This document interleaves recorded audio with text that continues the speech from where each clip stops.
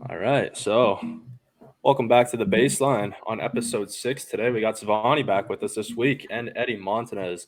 I, of course, am Cam Britt, and we are going to get started with I've seen on MLB Network some top 10 lists. Um, we're going to start with center field. Let's go there. I mean, I think that's a good spot to start with. So, what do you guys think? I mean, Mike Trout's obviously number one. I mean, there's no question about that. Byron Buxton at two. Is that a solid? What's your take? I think that's honestly a good number two. Like I said in the last podcast, when the guy's healthy, I think he's an MVP candidate in the AL. But when he's not healthy, I don't think they should have put him two, obviously, because he got hurt towards the end of the year. I think, in my opinion, Julio should have been two, and then maybe put Buxton at three. But I definitely think that the top three is definitely what it should have been. Trout's definitely number one, but you could have put Bucks two or three, and then J Rod two or three. And I think the rest of the list is honestly pretty solid. Yeah, I mean, I could definitely see Buxton being second on the list. Insanely fast, good hitter, good outfielder, obviously. But like you guys said, with Buxton and J-Rod, you can probably interchange them between two or three. My opinion, I'd probably put J-Rod two just because he's young. He's playing like an absolute animal right now. And then like Buxton three, just for the same reason. To be honest with you, they have Yastrzemski way too low on this list at 9. I think he should be at least 6 or 7. I think he had a really good year last year, and I think this year he's going to just do even better. I mean, what's your take on Yastrzemski and Chas McCormick at 10? I honestly think that Harrison Bader should have made the list over Yastrzemski and McCormick because I think Bader didn't play much of the year last year, but he showed what he could do in the playoffs for the Yankees. And I think that if he could stay healthy this year, the Yankees outfield could be very, very scary, especially with him in center because he has a lot of pop in his bat, and he has very good speed. Yeah, I mean, I definitely think Yastrzemski should be on the list. He's a great outfielder. Chas McCormick, obviously, good outfielder. Helped the Astros pretty well in postseason and the World Series. I I don't know. I feel kind of comfortable with him sitting 7 or 8, or yeah, 7 or 8. You just don't hear I don't think too Chaz much should be about in the him all 10 that though. much. What was that? Yeah, I don't think Chaz should be in at 10 though. I think there's better center fielders than him. I could Maybe agree with 11 or that to an 12, but extent. not I 10. mean, he was good all year. Came up in the postseason, really played well. Showed why he's one of the better center fielders in the league.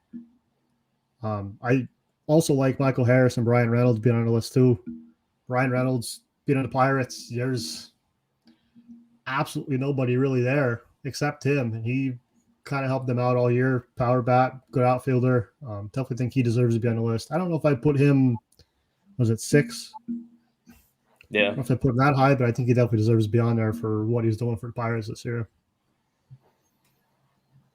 I don't know. I feel like him and Michael Harris are kind of interchangeable at 5 and 6. I feel like Yeah. one could have like a really high batting average or like high fielding percentage, but at the same time, it's like it really depends on a lot of things. To be honest with you, with Nimmo at 4, I like that one a lot. Same with him and J Rod. I mean, they're interchangeable at 3 and 4. I think Nimmo is a solid player all around. I think it'd be a little disrespectful to J Rod at 4, in my opinion. Kid played absolutely insane all year. I Should definitely think that J Rod's better than Nimmo. I yeah. definitely do think Nimmo's top five in the league, though. I think Nimmo has the edge over Harris. I've seen a lot of people saying that Harris should be over Nimmo. Harris did have one hell of a year last year, but so did Nimmo.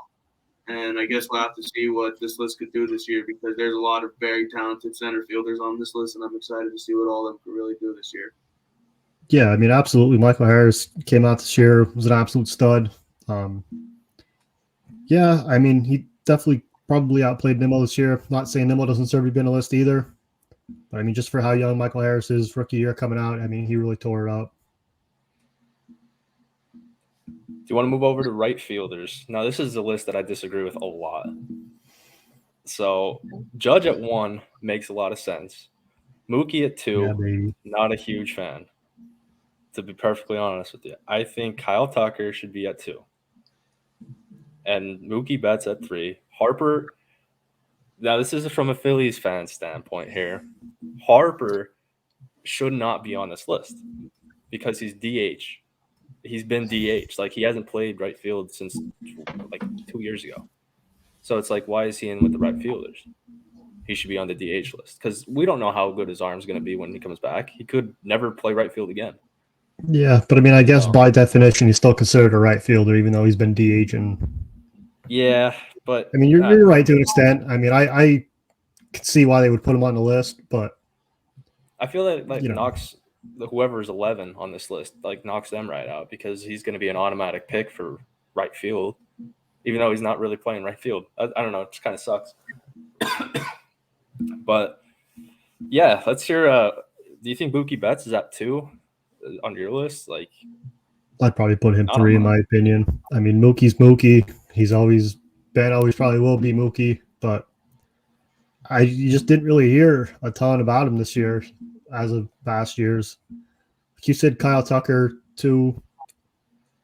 Probably put Kyle Tucker, Mookie. I don't know. I'd probably bring Teoscar up from, was it 8? I'd probably bring him up. I mean, he's definitely a solid right fielder as well.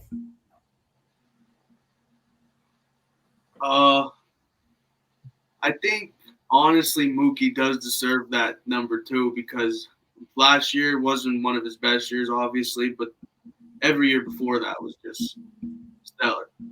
MVP candidate every year. Like, Absolutely. guy's a beast. I don't think you could really knock him for just one bad year. I think he's the second best right fielder in baseball besides Judge. Tatis at 9 is just like madness. Fernando I don't Tatis. understand that at all. Fernando At Tatis. all. No, it doesn't. The fielding might not be there yet, but the bat's just insane. Number 9, there's no way, and coming from a Mets fan, there's no way that Starling Marte should be above Tatis. And I like what Cam said about Tucker going up in the list. I definitely think he should be number 3. Tucker is a hell of a player. I think honestly this should be an MVP candidate. He won it. He was almost won last year. Passed at the beginning of the year, but at the end he really tore it up, and especially in the playoffs in that World Series, he was really good. I think this list is actually all right. That Tatis at 9 is just not like realistic, honestly. Yeah, I It's mean, not- I think the list is there. It's a lot of the right names. I just don't think they're in the right order. it's kind of like they just threw it together, to be perfectly honest with you. Like, name a bunch of right fielders for the MLB. Hunter Renfroe at 10. He's a good baseball player. I don't think he should be on the top 10 in my opinion. I don't know if he's agree gonna. with you I on don't that know if that's a hot take or not, but I mean, like I said, he's a good player. I just don't think he's top 10 at this moment. I could think of two other guys that are better than Hunter Renfroe, to be perfectly honest with you. It shocks me that this list, like Eddie said, and you were saying about Tatis being at 9, that is astounding. Like, why? Why do you have him so low? I get he didn't play a game in a while, but I mean, Well, he it's comes also- back. I think he's It's gonna also tear weird it because they up. were saying they were going to have him in left possibly. I didn't hear anything else Yeah. about he might be in right field. That's why I didn't really quite understand why he's on the right fielder. Yeah.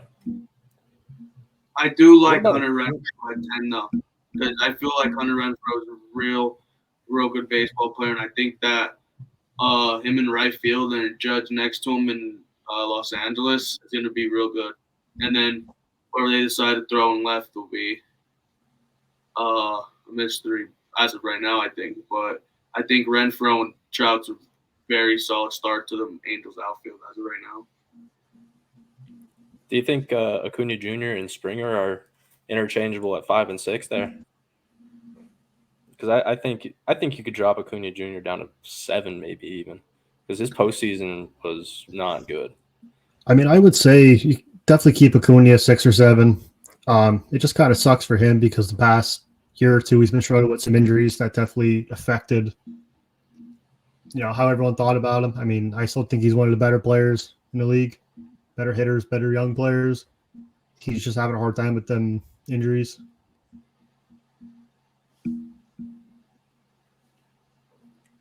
So we'll move on to relief pitchers now. Edwin Diaz at number 1. I don't know if I really agree with that. Yeah, I'm not entirely sure. I don't know. I like this list It's a very lot. debatable.